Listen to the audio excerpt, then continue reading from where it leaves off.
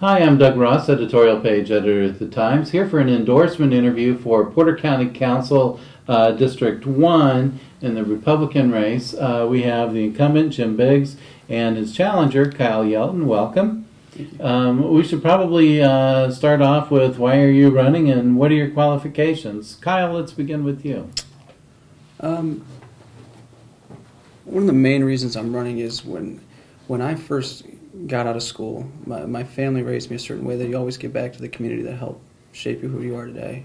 And so when the opportunity came to me to run to give back to the Duneland community where I am a graduate from, I jumped on board because one of the great ways to, come back and make an impact in your community is be a public servant.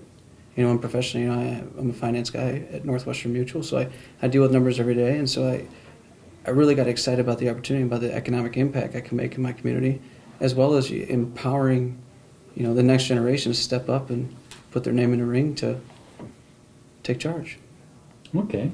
Jim? Well, as you touched on, I am the incumbent. I'm in my fourth year of my first term. I'm running for re-election because there's unfinished business there. I'd like to see the county, create a long-term comprehensive operations plan, as I set out to do in my first term, during this first term. I live in Chesterton, married to Carol. Matter of fact, we had our 26th wedding anniversary yesterday. So, congratulations. Congratulations. Thank you. We have one child. He's a high school student at Chesterton High. I have a master's degree in public safety administration, and my undergraduate is in law enforcement management. I'm a sixth-generation resident of Porter County. I love my county, I admire Kyle's reasons for running. I hope we have more of that in the future, because I think that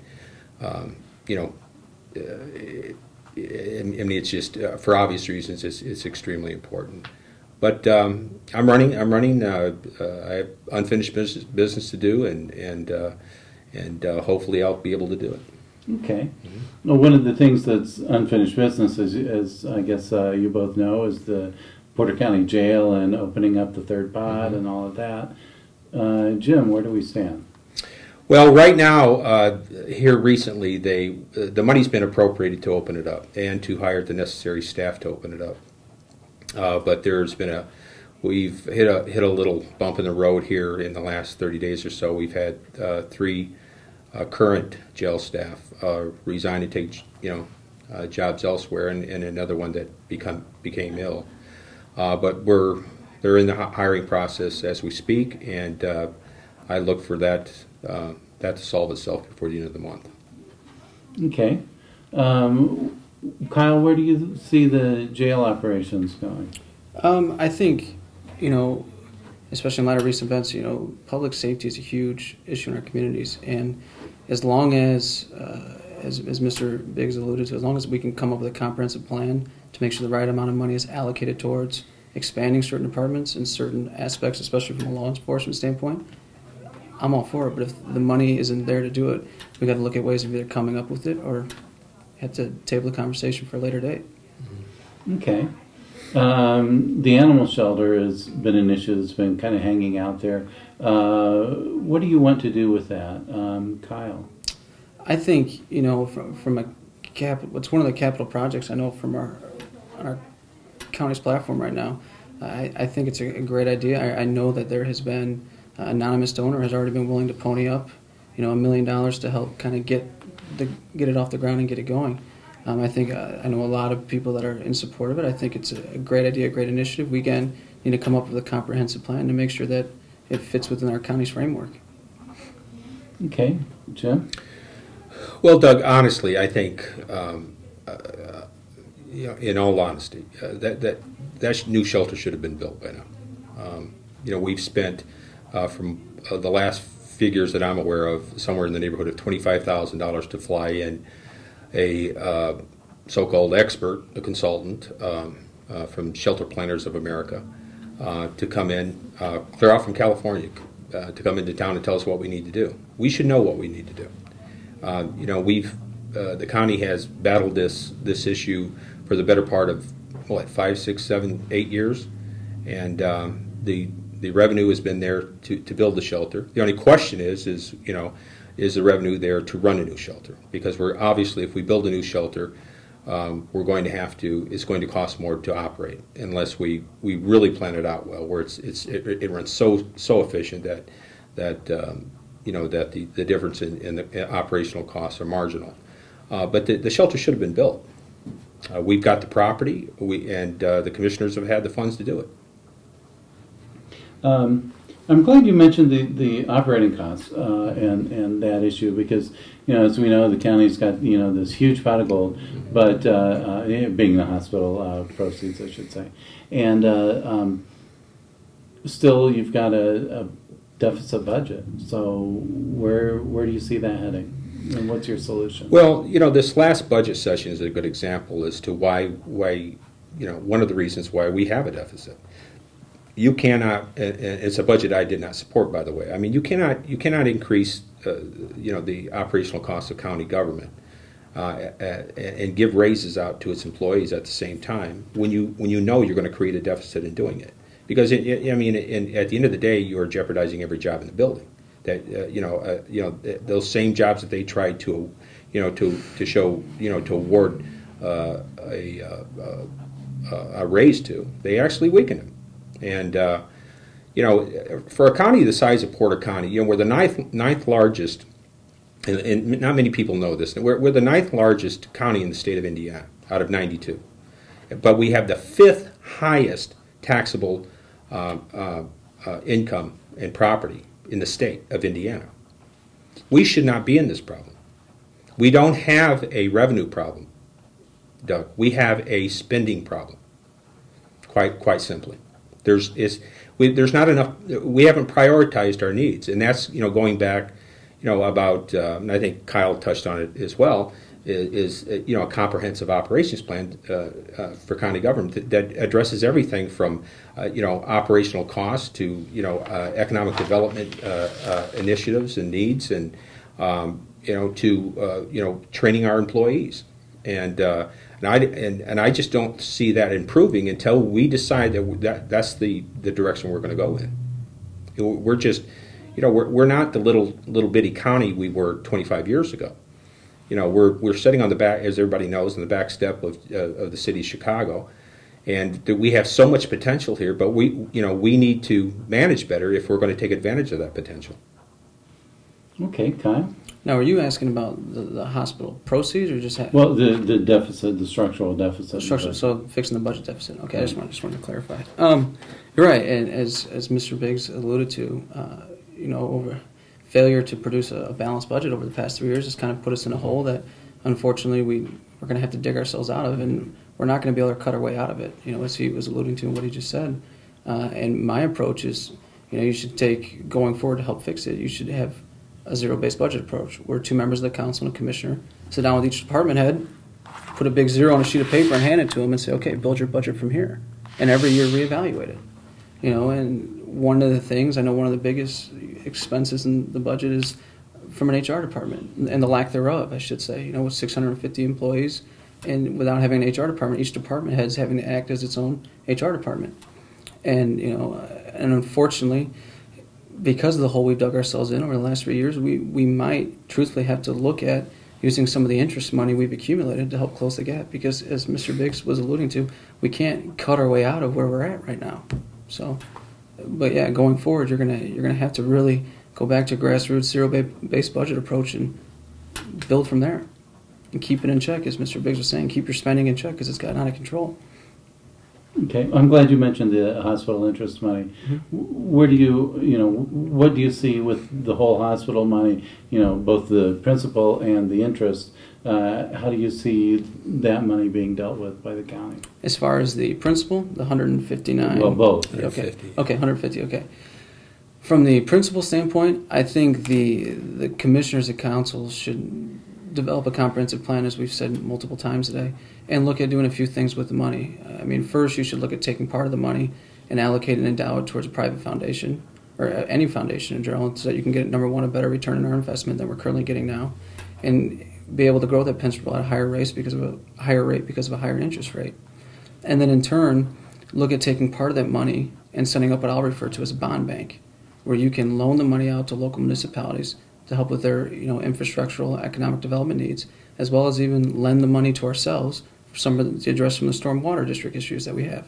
Okay, and as far as the interest of the money going forward, one of the big things that, as I've been out and talking to people and hearing things, is taking some of that interest money and looking at developing an economic development department to help, work with the county council, the commissioners, the cities and towns to start implementing some of the recommendations of the Jobs Cabinet report that was produced.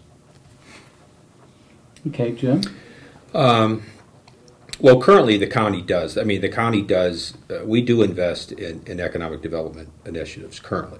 We spend no less than, I believe it's $150,000 a year toward the Alliance, which is a consortium of redevelopment commissions in different municipalities across the state. I have absolutely no faith in investing that money at all for the purpose of operating county government. Mm-hmm. I think that's a mistake because right now and I believe Kyle's in the Kyle can contest to this, is that you're just not going to get the interest. Mm-hmm. We're just not going to be able to rely on a regular stream of income off that investment. Mm-hmm. I like Kyle. I agree that we should take identify a certain portion of it and set it aside for long-term investment, and then identify a certain portion that we can loan to the municipalities for economic development initiatives, and including our own. But to invest it, any of us going into this thinking that we're going to invest this in such a way that it's going to fill this deficit that we have, I think that is a very slippery slope. I think that we need to do what we need to do internally before that money's even invested, and that means make us as lean and mean as possible, and whatever good comes out of the investment, that much better. But we have some repairs to do internally before we do anything. Okay. Where do you see cuts coming, or if you had your way, I should say, Jim? Well, I think that when you consider that somewhere in the neighborhood of 75 to 78% of our entire operating costs are personnel related, I think we have to look there. We have to look at smarter ways to employ people. We have to look at smarter ways to offer them benefits, insurance, it all. I mean, we can look at the municipalities as just an example. We can look at the city of Valparaiso, and they offer their employees, I believe, something in the neighborhood of 6 or 7 federal holidays off. We're off. Last I saw, we're offering 12 or 13, something in that neighborhood. So we need to look internally, and we need to cross train.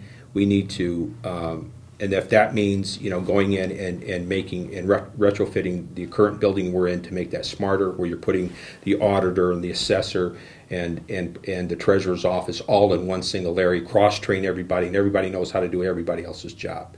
That way, when somebody takes a week's vacation, we don't have to bring it. We don't have to spend a bunch of money, bringing somebody in on an hourly basis to fill that hole.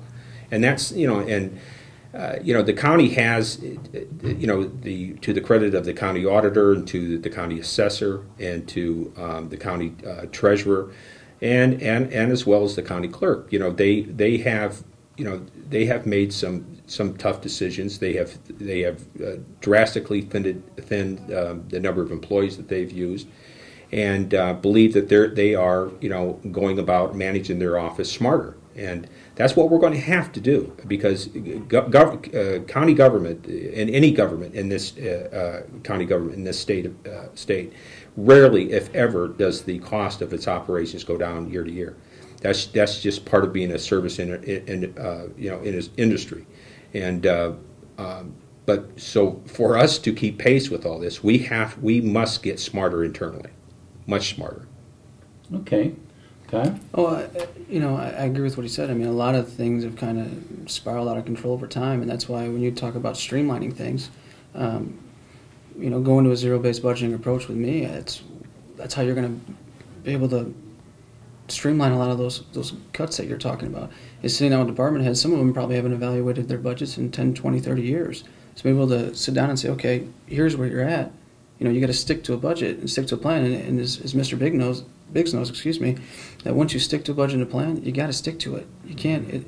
A fair and honest budget is a fair and honest budget. It's a courageous conversation you got to have. But once the budget has been made, you got to stick to it. And so when he was talking about raises and some of the other things we've said today, you got to work that into your budget from day one. So from a cut standpoint, yeah, each department head will have to come up line by line and figure out where they can streamline and make things more efficient.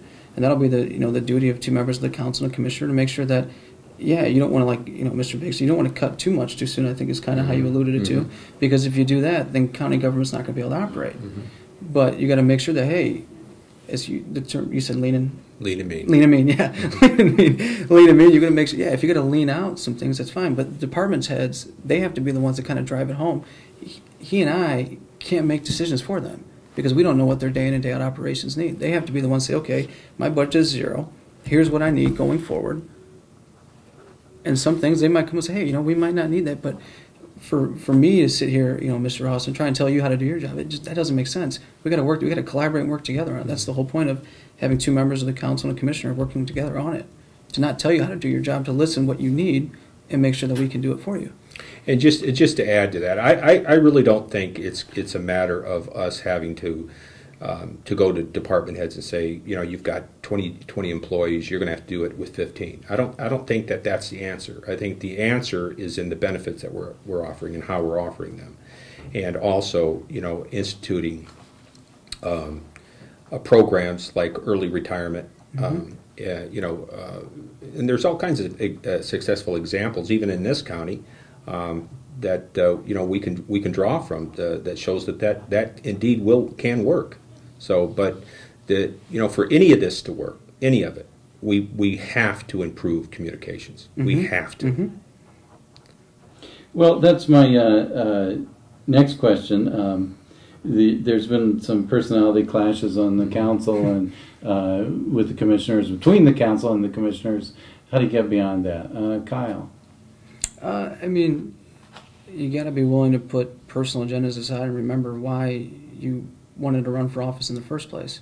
I'm a volunteer football coach at Chester, and so the kids are all asking me now, like, Coach Yelton, when are we going to see you on TV? I'm like, guys, this isn't a presidential race, this is a county council race. And, talking to them is you got to know how to work on a team and understand that everybody has a role on a team, and that, sure, you might not always get to, have everything go your way on certain things, but you got to be willing to work together, because knowing that your partner sitting in the chair next to you has your back, and that he's going to be able to work with you going forward. That some things you might not agree on, some things you might agree on, but you got to be willing to collaborate and say, hey, I can budge on this, you can budge on that, but we got to work together for the better of Porter County, not for the better of ourselves. And so you just got to put personal agendas aside and just go to work. Okay, Jim? I don't disagree with anything Kyle said. From my standpoint, being the incumbent, I don't think it's personality. I think it's for me, speaking for myself, it's having been a county commissioner, I'm very aware how that job is to be done, and what you are and you aren't accountable for. But as a member of the fiscal body of county government, you cannot let friendships, you should not let politics, evade, your common sense as to what you should be doing up there as a member of that board, and that doesn't set well with some people, and that's probably the main frame, as I would like to say, is what's causing a lot of this. We talked about here earlier. I've been married for 26 years. Happily married for 26 years, and the reason that's the same number. Yeah. Did I say that? I like that. I want to write that one down. Yeah. But my point is that I have been, my wife and I, because we talk, we communicate. We're not always happy with each other. I certainly don't always do the right thing, but if you sit down and you talk and don't walk away or dig in and refuse to listen to the other one, things like this can happen. But that's why we have elections, Doug. Okay. A lot of what you guys both are saying sound pretty similar. So what's the difference between the two of you? Probably my 12 years of experience. Let's be honest. I'm old enough to be Kyle's father, and just like I've done my homework. Kyle seems like a nice young man. He really does.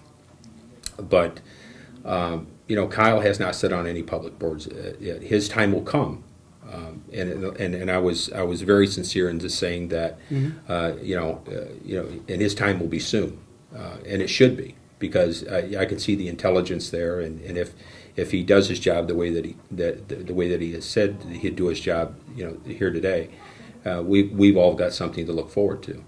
But if we're going to fix this, you have to understand what's triggering it, and if you understand what's triggering it, you have to be ready.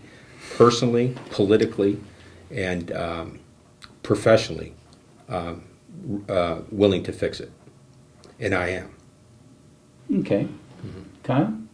Yeah, I mean, in my opinion, the only way to gain experience is through opportunity, and that's part of the reason why I'm sitting in front of you guys today. Is I would love the opportunity to serve my community, I should say, and my county that gave me everything and helped shape me to who I am today. As I mentioned, I'm a volunteer football coach at Cheshire, and I'm on the board for Junior Achievement. So giving back to my community through public service, to me, is one of the best things you can do as a person, because you're representing a body of people that are there to support you. You're their voice for the community. And I've surrounded myself with great statesmen that are mentoring me along the way. I know Mr. Biggs, personally, firm believer in mentoring. I know that about you just by some of the things you've said today. So I surrounded myself with some great mentors that have sat me down and educated me and explained to me on this is how things get done. This is where, and they've educated me along the way. And I'm a quick study. That's what we were talking about. That's why I asked you. I know when you were 33 when you first ran. So, I would just, enjoy the opportunity to represent, the Duneland community and some other districts that are associated with it. And I'm happy to, lean on him for advice and vice versa. I think he's done a great job since he's been in office, and I commend him for his service. And we're both running for the District 1 County Council seat. So, okay. I think the people should elect everyone who's got the most great hair. I could change that. Yeah. So could I, right? Well, if you wake up with shoe polish. I know what happened, right? Yeah. So, we should probably ask the toughest question of all, and that's simply, what didn't we ask that we should have? Look, I've got a full life. I've got a great family. I've got a good job. I've got interesting hobbies. I like, probably 90% of what I do as a councilman, that work. And I very much want to be reelected. But if I don't, I appreciate the opportunities that I've been given up to this point, and we'll move on. At that juncture. So, I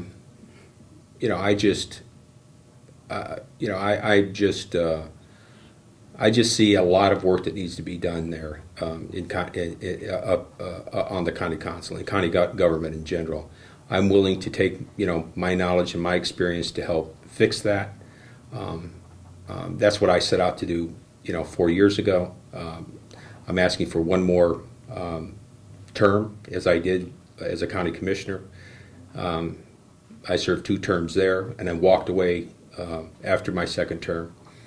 And I will walk away after my second term on the county council. Okay. Kyle? You've kind of hit on all pretty much the hot button issues, I think, from everything. Me personally, I think there should be a tremendous opportunity to get involved in some of the things he's talked about, man.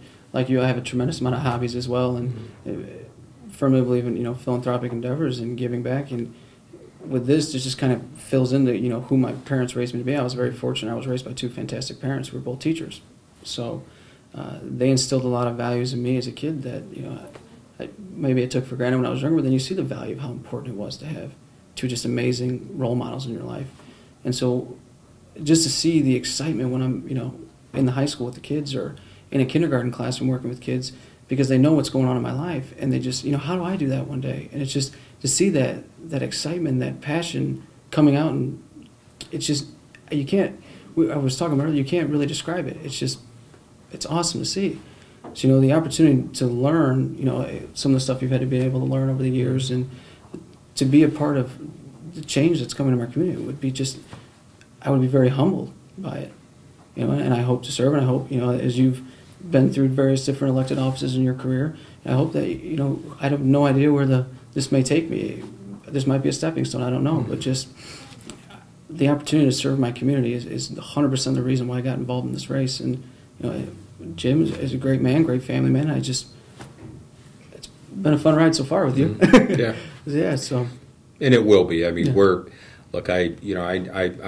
quite aware that, Kyle comes from a good family there in Chesterton, and I live in Chesterton, and from till all through this is going to be just fine. Yeah. You're going to be just fine. Yeah.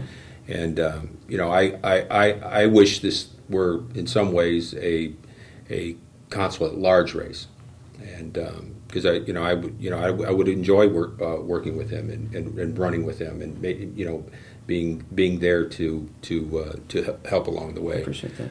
And if I should win, I hope that you just don't walk away, and then maybe you're sitting here a year and a half from now doing this again to run for a consul at large seat. But whatever happens, it's been an honor, and I don't lose either way. So, in my opinion. Okay, fair enough.